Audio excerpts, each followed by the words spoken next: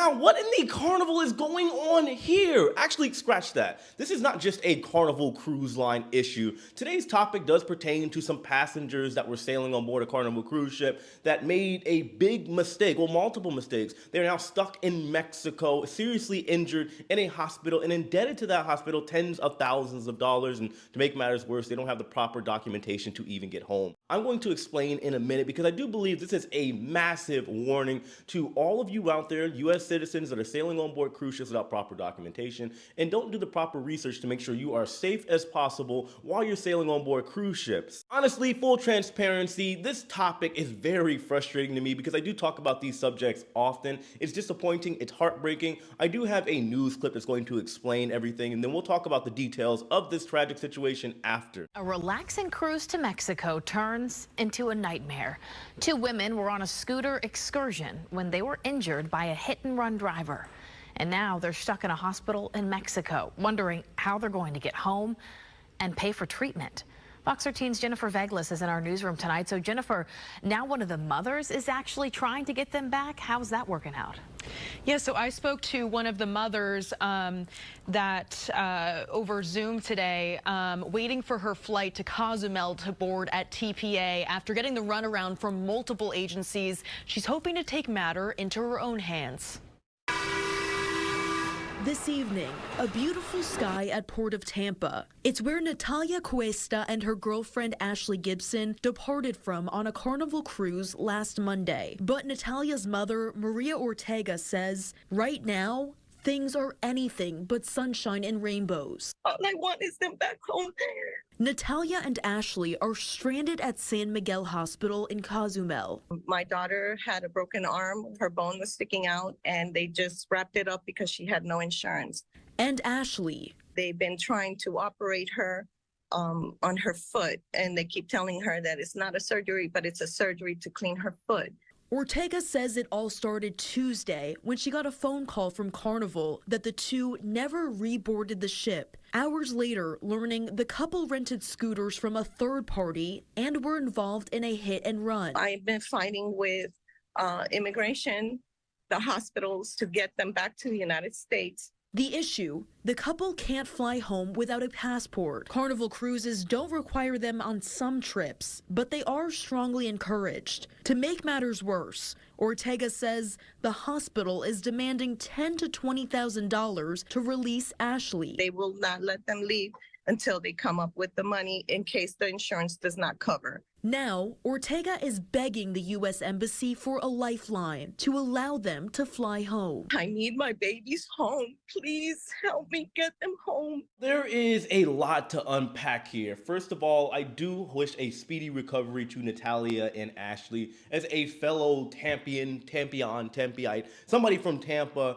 And I'm going to assume that these two passengers were sailing on board the Carnival Paradise. I live right down the street from the cruise port. And, well, as you saw in the video, they are currently stuck in Cozumel. I frequently go to Cozumel a lot. I was actually just there a week ago. Spent about 5 days there. I've been there on cruises. I've been there not on cruises. I know the area well. And the first lesson that I want to point out, because oftentimes I do talk about subjects like this, and people are very quick to call my channel the negative cruise channel because I talk about subjects such as this. However, I think it's important. The first lesson here that isn't as well known is that if you're going to a foreign port like Mexico in this particular case, if you are not experienced in riding around in a scooter or a moped in foreign areas, and you look around and you don't see a lot of tourists that are also riding these scooters and mopeds, maybe it is not advisable for you to pay the $20 to $25 because it sounds like a good deal to get around. I understand it is tempting, $100 Jeep to ride around. If you're balling on a budget, you look at the scooter and say, okay, $20, $25, why not? However, since you are riding in foreign lands and you don't know the driving styles, there could be potholes in the roads, the signs are a lot different, there is a real likelihood for you to get into a situation like unfortunately these ladies did, in which somebody may not see you, maybe you've made a mistake, not saying these girls did, but all it takes is somebody not seeing you or you not knowing exactly how the driving style works over in that particular area, and just like that, you have a situation and it may not even be your own fault. Second mistake here that everybody should heed the warning of: Get one of these. This here is a passport. It really isn't that expensive, and people try to make all kinds of excuses of why they shouldn't get one. The cruise line technically doesn't require it. It's too expensive because I have a family of 5 and I can't afford it. All of these excuses, in my personal opinion, are BS, and people are just using these excuses to not get a passport because the cruise lines technically don't require one. It blows my mind how people will heed the warning, which is not even a real thing, of booking an excursion only through the cruise line so you don't get left by the cruise ship. Meanwhile, when they say it is strongly advisable for you to get a passport, you don't heed that warning because you'd rather spend the money on other things. When it comes to people saying that they have a family of 4 or 5 and it's too expensive, it's funny how people will pay for the flights to go to Miami cruise port and pay for excursions and the drink package, and then all of a sudden when it comes to getting a passport, now they don't have the money for that, but they have the money to go on vacation. That does not make any sense at all. Last but certainly not least, we have the dreaded insurance. I'm with all of you. I understand that insurance can be unnecessarily expensive, and a lot of people would say it's simply not needed. But when it comes to situations like this, as you can see, when it comes to Natalie and Ashley unfortunately stuck in the hospital, they're saying the bill for them to be released is going to be anywhere between $10,000 to $20,000. I can tell you guys personally as well, if you have a situation where you have a heart attack or a situation as such where you need to be airlifted off the cruise ship, it's going to run you around $20,000. Do you see the theme here? Personally, I would say if you're going to decide to opt out of the insurance,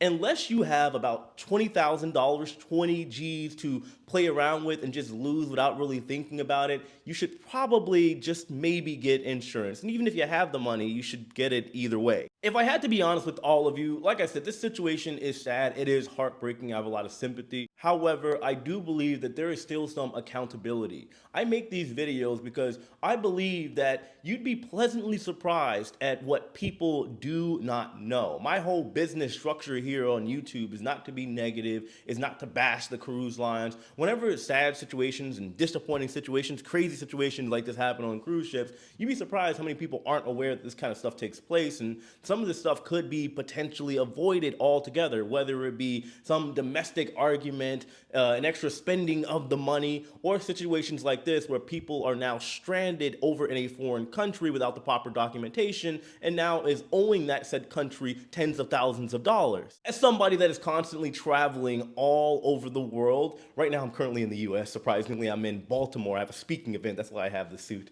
I'm so excited for it. But in general, there is a lot of traveling that I do that a lot of you do not see. I never announce it or anything like that, but I want to say this year alone I've been to what, easily 20 different countries, right? And bouncing around to these places, I always do at least a surface level set of research. That way I understand the do's and the do not over in these particular areas when it comes to things like money. If you go to Dubai, for example, PDA, like public affection between two lovers, is technically frowned upon. It's not allowed, and you could potentially get in trouble for it. People don't understand that maybe if you're going to travel to these foreign places, at least do a little research on what you should and should not be doing. That way you can potentially avoid some situations altogether. Once again, the situation with Natalie and Ashley and their mother as well, I believe her name is Maria, and she's getting ready to fly over there to see what she can do. The U.S. Embassy is hopefully going to get involved, as well as the agents that are usually over at the port. But nevertheless, unfortunate situation, a lot of lessons to be learned here. Obviously, get your passport, everybody. Please,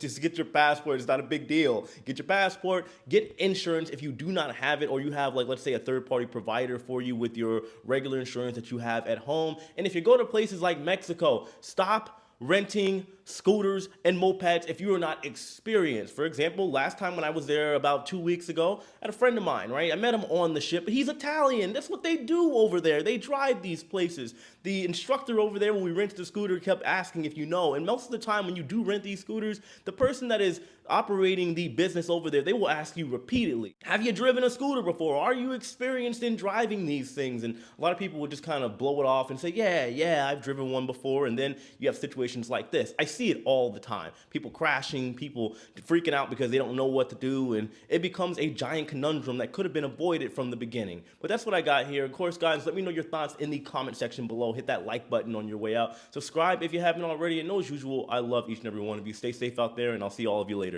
Take it easy.